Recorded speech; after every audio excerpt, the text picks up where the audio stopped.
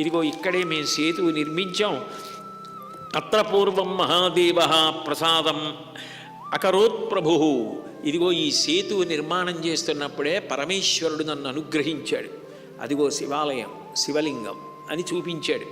సుందరమూర్తి రావణాసురుణ్ణి చంపినప్పుడు 3 రకములైన దోషములు రాముడికి అంటుకున్నాయి అని. రాముడు నరుడిగా ఉన్నాడు, అతీతుడు కాడు. నేను నరుడిగా ఉన్నానని ఆయనే బ్రహ్మాది దేవతలకు కూడా చెప్పాడు. కాబట్టి ఆయన దానికి అతీతంగా ప్రవర్తించడు. రాముడికి 3 రకములైన దోషములు ఎందుకు వచ్చాయి అంటే, రావణాసురుడు ఒక సామాన్యమైన వ్యక్తి మాత్రమే కాడు. సాక్షాత్ చతుర్ముఖ బ్రహ్మగారి యొక్క మానసపుత్రుడు పులస్య బ్రహ్మ అయితే, పులస్య బ్రహ్మ కొడుకు విశ్రవసో బ్రహ్మ, విశ్రవసో బ్రహ్మ కొడుకు రావణ బ్రహ్మ. అంతటి బ్రహ్మతేజస్సున్నవాడు, వేదాలు పరిపూర్ణంగా చదువుకున్నాడు, నిత్యానుష్ఠాన తత్పరుడు, అంతటి గొప్పవాడు. అన్నిటినీ మించి అతని జీవితం మొత్తం మీద అతను ఓడిపోయింది ఇద్దరి చేతిలో ఓడిపోయాడు. ఒకటి వాలి, 2 కార్తవీర్యార్జునుడు. దేవతల్ని కూడా శాసించాడు. కొడుకు సహకారంతో ఇంద్రుణ్ణి కూడా బంధించాడు. అంతటి మహావీరుడు. అటువంటి మహావీరుడు సంహరింపబడినప్పుడు ఇంత అపకీర్తి సంపాదించుకున్నా అప్పటి వరకు ఇద్దరి చేతిలో తప్ప ఓటమి తెలియనటువంటి రావణాసురుడు సంహరింపబడ్డాడు పూర్తిగా రాముడి చేతిలో. అన్నప్పుడు ఆయన కీర్తి అక్కడతో పోయింది. కాబట్టి కీర్తి సంహారమైపోయింది.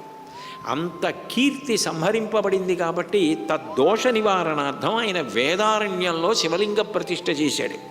అట్లాగే ఛాయా సంహారం అంటారు.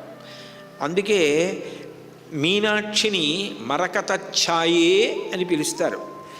అంటే విశేషమైనటువంటి లలిత కళా ప్రవేశం ఉన్న కారణం చేత వచ్చేటటువంటి కీర్తి. రావణుడు అంత బాగా వీణ వాయిస్తాడు, అంత బాగా పాట పాడతాడు. శివార్చన చేసినప్పుడు మీరు ఉత్తరాఖండలో కార్తవీర్యార్జునుడి మీదకి యుద్ధానికి వెళ్ళినప్పుడు నర్మదా తీరంలో ఆయన చేసిన పూజ చదవాలి. అందులో ఆయన రాజోపచారములు ఉంటాయి. గీతం శ్రావయామి అంటే ఆయనే పాడతాడు, వాద్యం ఘోషయామి ఆయనే వీణ వాయిస్తాడు, నృత్యం దర్శయామి ఆయనే నృత్యం చేస్తాడు. అన్ని లలిత కళలు తెలిసిన్నవాడు. అదే సామాన్యమైన విషయం కాదు, అంత నేర్పరితనం ఉన్నవాడు. ఇన్ని తెలిసిన్నటువంటి వాడు సంహరింపబడిన కారణం చేత ఛాయా సంహారము అంటారు. తద్దోష పరిహారార్థం పట్టీశ్వరంలో శివలింగాన్ని ప్రతిష్ఠ చేశాడు. అట్లాగే బ్రహ్మహత్య జరిగింది. తద్దోష పరిహారం కోసం రామేశ్వరంలో శివలింగ ప్రతిష్ఠ చేశాడు. అయితే రామాయణంలో లేదు కదండి ఆ విషయం. మరి రామేశ్వరం, పట్టీశ్వరం, వైదీశ్వరం వీటిల్లో వేదారణ్యంలో లింగములు ప్రతిష్ఠ చేసిన విషయం రామాయణంలో ప్రస్తావన లేదు కదా అని మీరు అంటారేమో. మనకి స్థల పురాణములు అని ఉంటాయి. స్థల పురాణములు నిజానికి పురాణముల కన్నా సుప్రసిద్ధములు. మనం ఒక దేవాలయానికి వెడితే స్థల పురాణాన్ని ఆధారం చేసుకుని అక్కడ ఉన్నటువంటి మూర్తి వైభవం ప్రకాశిస్తుంది. అవన్నీ రామాయణంలో ఉన్నాయా లేదా అన్న దానితో సంబంధం ఉండదు. ఇప్పుడు భద్రాచల క్షేత్రం ఉంది. భద్రాచల క్షేత్రం గురించి రామాయణంలో ఉందా? ఎక్కడ లేదుగా. లేకపోయినా భద్రాచల క్షేత్ర ప్రాశస్త్యం భద్రాచల క్షేత్ర ప్రాశస్త్యమే. అంత గొప్ప క్షేత్రం. రామాయణాన్ని వాల్మీకి మహర్షి రామవైభవంగా, రామ గుణవైభవంగా, రామ ధార్మిక వైభవంగా, ఆయన అవతార ప్రయోజనంగా నరుడిగా ప్రవర్తించిన వైనంగా చూపించారు. స్థల పురాణములు ఇతర విషయములు మాట్లాడతాయి. కాబట్టి ఇందులో లేదు కాబట్టి అవి అలా ఉన్నాయా అండి అన్న ప్రశ్న ఉత్పన్నము కాదు. అవన్నీ పరమసత్యములే.